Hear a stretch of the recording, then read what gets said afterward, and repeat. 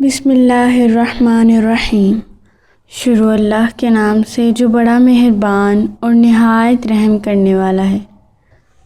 ابو عبداللہ بن جعفر جو کہ برقی کے لقب سے مشہور ہیں، کہتے ہیں کہ میں نے ایک بیابان میں ایک بدو خاتون کو دیکھا جس کی کھیتی کڑاکے کی سردی، زوردار آندھی اور موسلا دھار بارش کے سبب تباہ و برباد ہو چکی تھی۔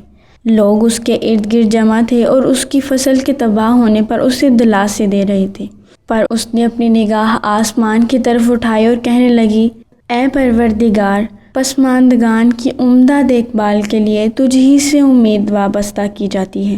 جو کچھ تباہ و برباد ہو گیا اس کی تلافی تیرے ہی ہاتھ میں ہے، اس لیے تو اپنی نرالی شان کے مطابق ہمارے ساتھ معاملہ فرما، کیونکہ ہمیں یقین ہے کہ ہماری روزی کا بندوبست تیرے ہی ذمے ہے اور ہماری آرزوئیں اور تمنائیں تجھ ہی سے وابستہ ہیں۔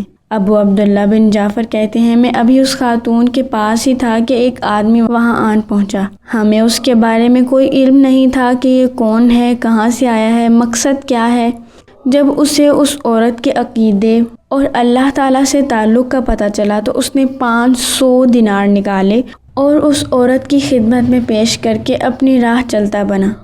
سبحان اللہ۔ اس میں کوئی شبہ نہیں کہ جو آدمی بھی اللہ تعالیٰ پر کامل اعتماد کرے گا اور تقوی اختیار کرے گا وہ کبھی نعمت خداوندی سے محروم نہیں رہے گا، نیز اللہ تعالیٰ اسے ایسے راستے سے روزی بہم پہنچائیں گے جس کا وہ کبھی گمان بھی نہیں کر سکتا، جیسے کہ اس دیہاتی خاتون کے ساتھ واقعہ پیش آیا۔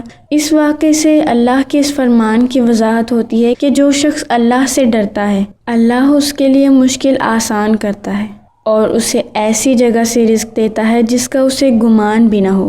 اسی طرح کا ایک اور واقعہ عربی ادب کی بعض کتابوں میں ہے کہ ایک فقیر محتاج عورت بادیہ نشین جنگل میں خیمہ لگائے ہوئے تھی۔ اپنی ضروریات کے لیے اس نے ارد گرد کھیتی لگا رکھی تھی، گزر اوقات اسی سے کرتی تھی۔ ایک دن طوفان آیا، بجلی چمکی اور آسمان سے یالہ باری ہوئی اور کھیتی تباہ و برباد ہو گئی۔ جب طوفان تھم گیا تو اس عورت نے خیمے سے سر نکالا، اپنی کھیتی کو دیکھا، ہر چیز تباہ و برباد ہو چکی تھی۔ اس نے حسرت بھری نگاہوں سے اسے دیکھا اور پھر اپنا منہ آسمان کی طرف کیا اور کہنے لگی، اے میرے پروردگار، جو جی چاہے کر، ہاں اتنی بات ضرور ہے کہ میرا رزق تو تیرے ہی ذمے ہے۔ بے شک آج کے اس پریشان کن دور میں ہمیں بھی بس اللہ پر ہی یقین اور توکل رکھنا چاہیے۔